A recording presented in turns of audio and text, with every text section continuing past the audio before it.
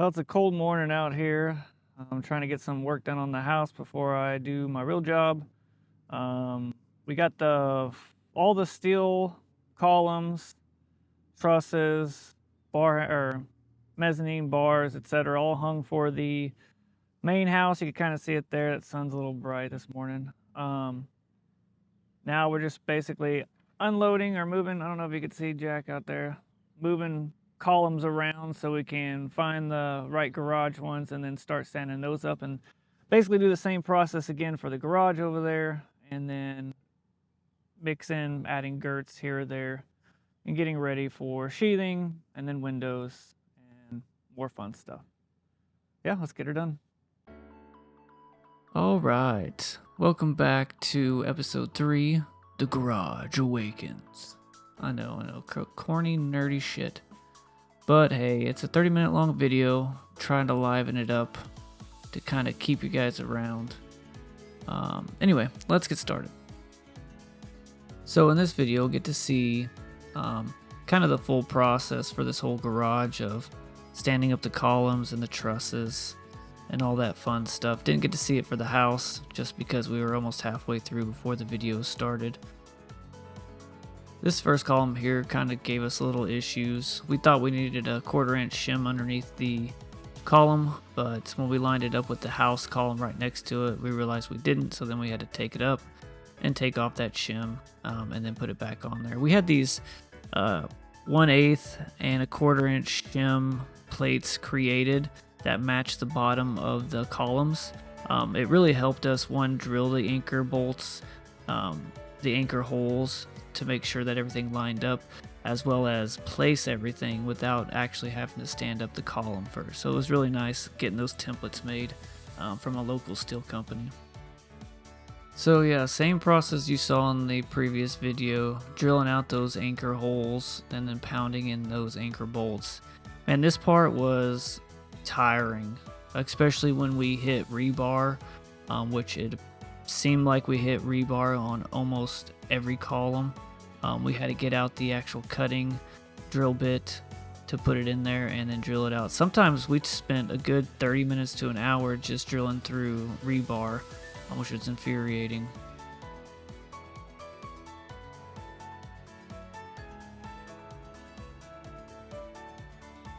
You can see my mom's little white Jeep zooming in, and then my drink of choice magically appearing. She fuels my addiction. I know. They are not healthy. They're gonna kill me. But hey, something's gonna kill me eventually. And for all those haters out there, keep hate. Another day, a lot of good work done. I've got 4 columns up in the garage area. It's kind of hard to tell where they're at right now. You kind of see them sticking out there, but 4 columns up, got them tied in with a couple girts a piece. Tomorrow is the weekend, so we'll get a couple full days of work in. Hope to have the columns and trusses all up for the garage by this weekend. We'll see. Spoiler, we did not in fact get all the columns and trusses up that weekend. However, we got a lot done. You can see the little kid in the background with Nana building his own little house or fort or whatever. It was nice having the kids out there. Yes, they got underfoot occasionally, and yes, they infuriated me whenever they would hurt themselves, but it was still nice having them out there and being part of the whole experience.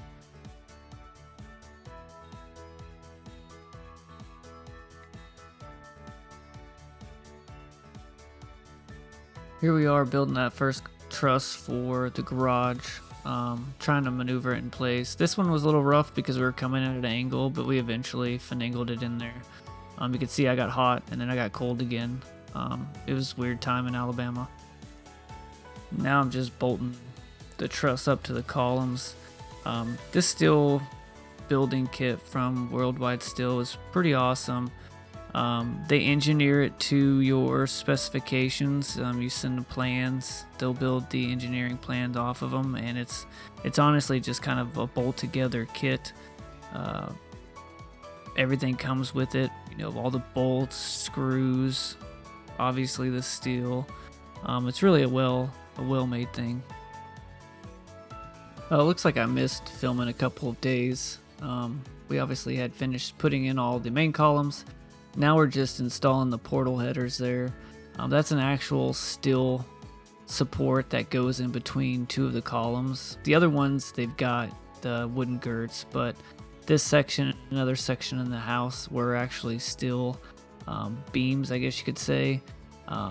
They're kind of to help support everything as these wind ties go in between the two trusses in that same bay, and it just allows you to kind of push and pull things together and just keep them nice and tight. And that steel bar there just ensures that everything stays in the right place when you're doing those wind ties. You might have seen that blue Connex there pop up earlier, but we bought a shorter Connex to store all of our tools and stuff in right next to the actual building, just so we didn't have to keep lugging around all the tools in our vehicles. It was a pain because Jack would have all the tools in the back of his truck, and if I went out there before he was ready, I would basically just be sitting around. So it was nice having store all those tools in there, just so either of us could get to them as needed. And I definitely appreciate him letting us use all his tools while all of ours were in storage and stuff.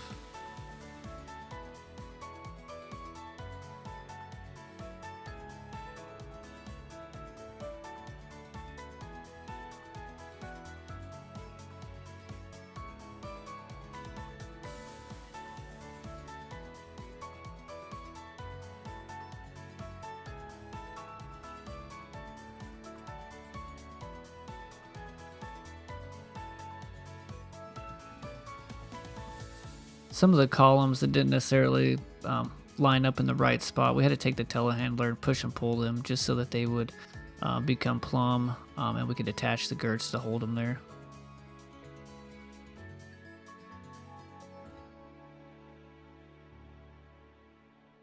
Here we are finishing up that last truss. When I pop over to the other side, you could see that left truss kind of moving some. That's how much play there actually is when we had to adjust it, but everything came out nice and level, which is a good thing. So of course these last few columns were a pain in the butt. We had to drill through pretty much rebar on all of them, so it took forever to drill out those holes, but I cut out most of that for you so you wouldn't be too bored. And now we are installing the columns. They just bolt up there to that top of the truss, and then down there they bolt to the concrete with the normal anchor bolts.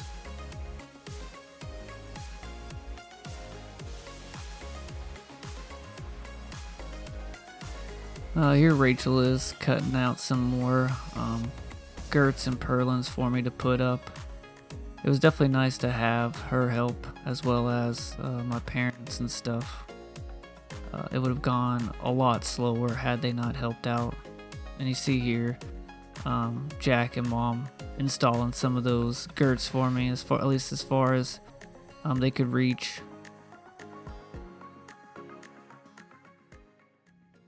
Another awesome day done at the property. It was a cold one, a wet one, but we got a lot done. I don't know if you could see there. We got most of all we got all the eave extensions on the house.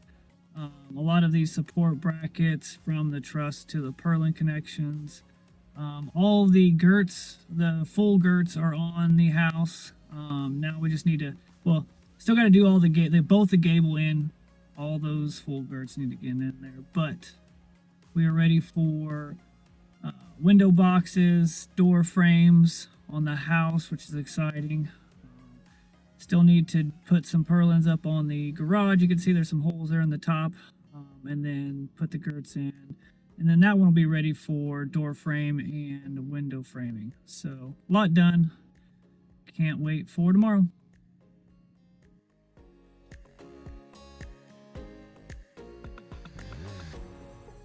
So we had a lot of rain come through. You could see the garage there holding all that water. Trying to get all these purlins put up to try and get the roof ready to get sheathing on there to stop that rain from gathering there in the garage. It's a lot of process, long process, a lot of cutting and installing purlins.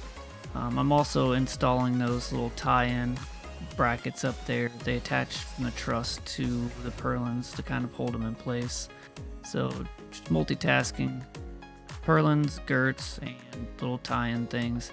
Using up a lot of the wood that Rachel and Jack and Mom had cut for me. Yeah, we'll just let this run and see the same thing for a little bit.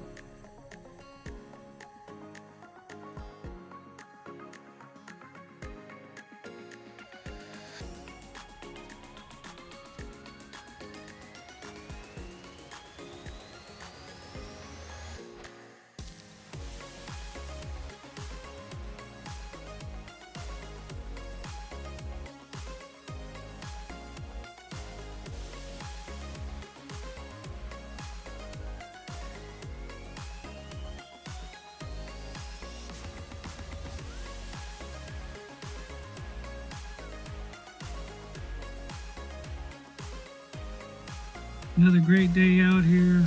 Sorry, it's pretty dark now. So shutting down for the day. Did get all of the garage and house full girts up. Still need to do the gable ends. The reason I'm waiting on those is just because they're going to be a pain in the butt. We have to notch out a whole bunch of different areas to fit around different stuff. But yeah, tomorrow's another day. Yep, and another day of putting up purlins. So this will continue for a little bit. Again, it's the same stuff over and over. It's pretty slow by myself up there, but it is very cathartic, I guess. It is nice to come out here after work and just work on the house, listen to music, and just chill.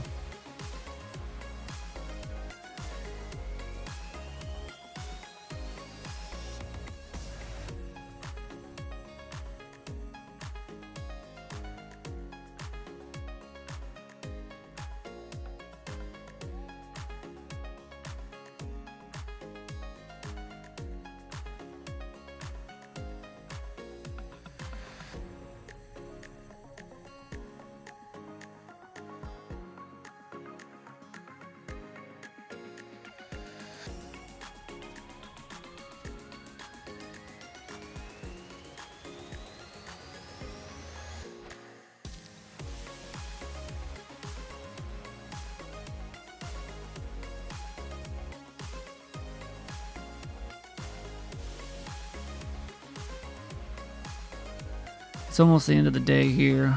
Looks like Mom just got off work and coming to check on me and make sure I got everything and doing good, you know, how moms do. And blink here in a second. Right there, if you blink, you might have missed it. I kind of dropped that eave extension. I didn't damage it too much.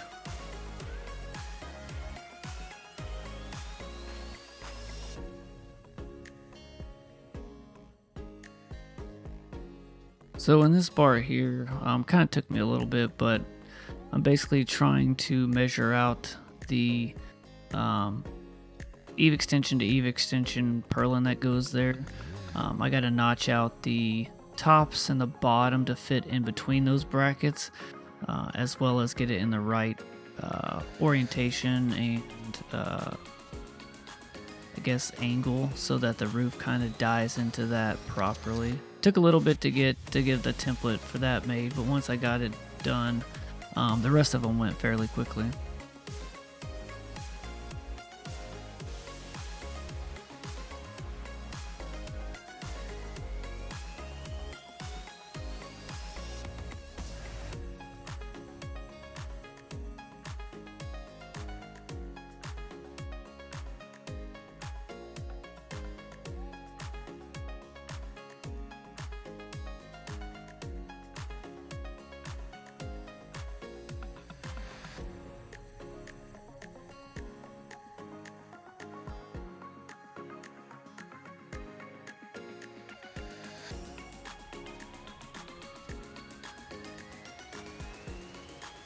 Another great evening out here at the property.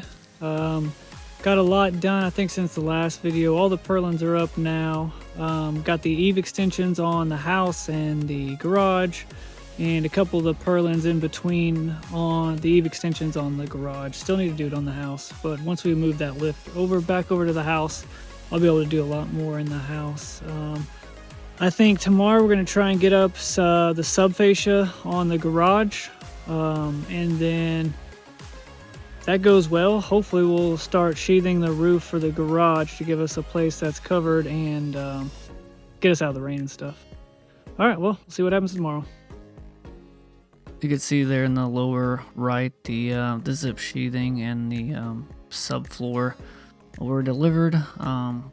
Trying to get, subfascia and everything all on there so we can start that roof sheathing, because yeah, it's a pain sweeping out that water every time it rains.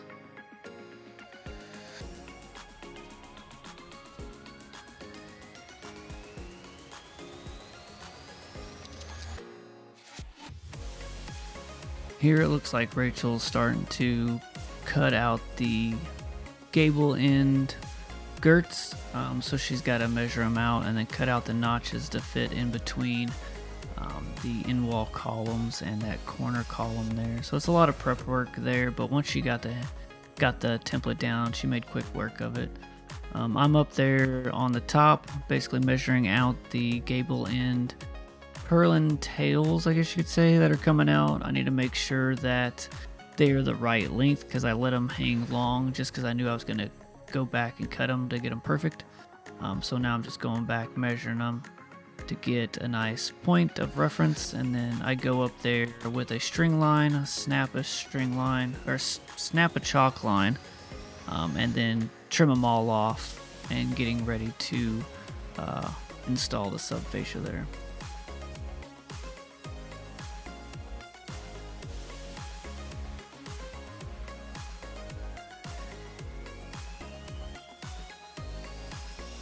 Yeah, you can see me up there starting to actually trim off those purlin ends. I definitely went home covered in man glitter that day for sure. The wind was slightly blowing, and it was blowing all that dust right back into my face. But got them all trimmed off and ready to go.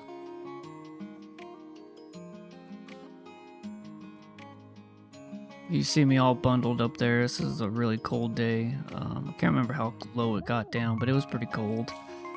You see me up there. I was putting supports underneath the subfascia that I had already up there, and then on the tail end, just so I could kind of hang those myself without any help. Just because I can't always have somebody out there helping, so I had to figure that out. That was fun. That's why the first few ones weren't recorded, because I think I was just trying to figure it out, and it was frustrating. Those gable end columns there had some bow to it, so they weren't allowing us to line up those end wall girts easily. So what we ended up doing was getting that top one lined up where we wanted it to, and then running a plumb bob down each of those bays, and then lining up all the boards going down, just so that we ensured that they were all on the same plane and there was no like weird in and out whenever we would go to put up the sheathing. It ended up working out really well. It just took a lot to set up.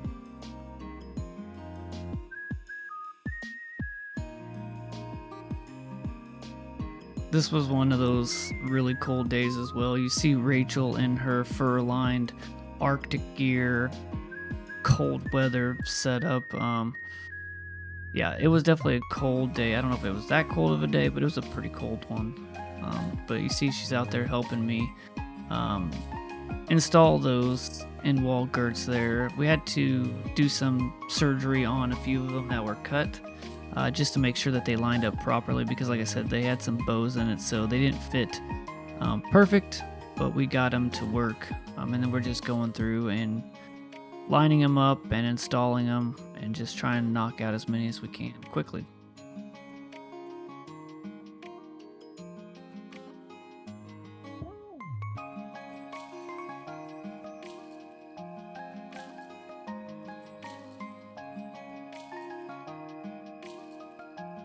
once Jack showed up here, he put me up on the side while Rachel was still cutting the rest of those girts so I could install the sub fascia and get everything all lined up perfectly. I'm trying to multitask as much as possible. Rachel jumped up there and helped me install the sub fascia as well. It went fast that way. Doing it myself was not fast.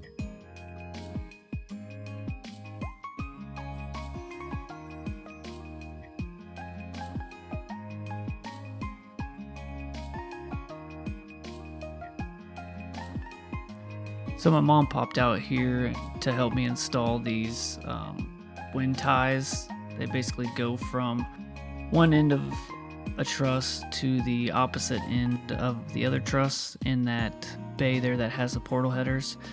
That way we can tighten them down to take out any movement due to wind, etc. It basically strengthens the whole steel structure and stuff. In the background there, you could see that they brought out their camper. That was a godsend, allowed to basically go in there and warm up when it was cold, cool off when it was hot, and keep the kids contained so they could watch TV, etc., and not get underfoot. Here we are trying to ensure that that roof is square. We basically took dimensions on the rise and the run and did some math for the diagonal, just to ensure that it was accurate, and when we started sheathing we wouldn't have any issues. Here we are starting to put down the sill plates. We got some concrete caulking and this foam stuff to put underneath the pressure treated wood plates that go there, and then we just got some smaller concrete anchors to drill through that wood piece and anchor it into the concrete. Pressure treated so that any moisture wicking up from the concrete wouldn't mess with the boards, as well as to help keep out critters, etc.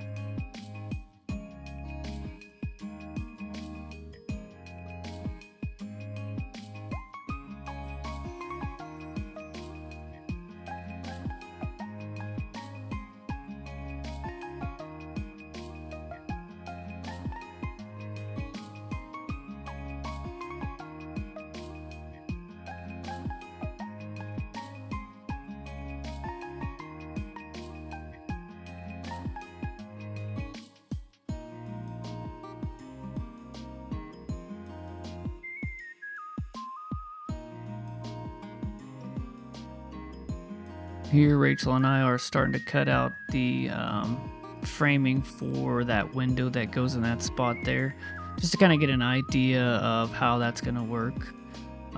But it's the end of the day, and the next day here you see this huge stack of wood cut on that cart there. Jack was awesome during the early daytime, went out there and cut all those pieces for us so we could come out there and just start building the boxes and installing them. Right now I'm putting in the king studs for that window that goes there, trying to get everything lined up perfectly. Took a little bit, but once I got the hang of how things would go in there, it's a lot easier for the other ones.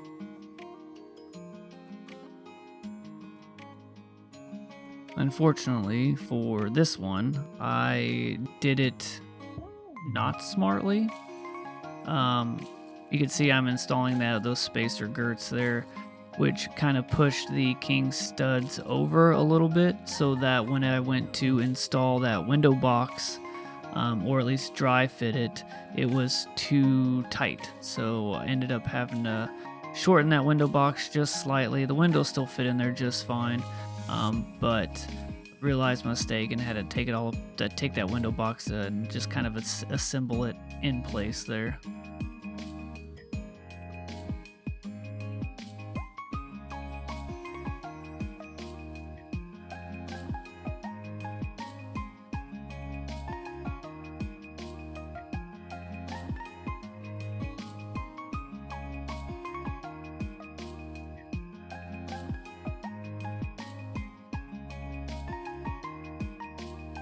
So this day is a whole family affair. My brother, his wife, and their dog came out to help us build out more frames, finish the girts, build out the garage door frames, etc. They helped out a ton. So that's pretty much it for this video. Up next is the sheathing. I split the video up from that one just because it would turn into an hour-long one. Didn't think anybody would want to sit through that. So like, subscribe, you know the whole spiel, and hope you guys watch the next one.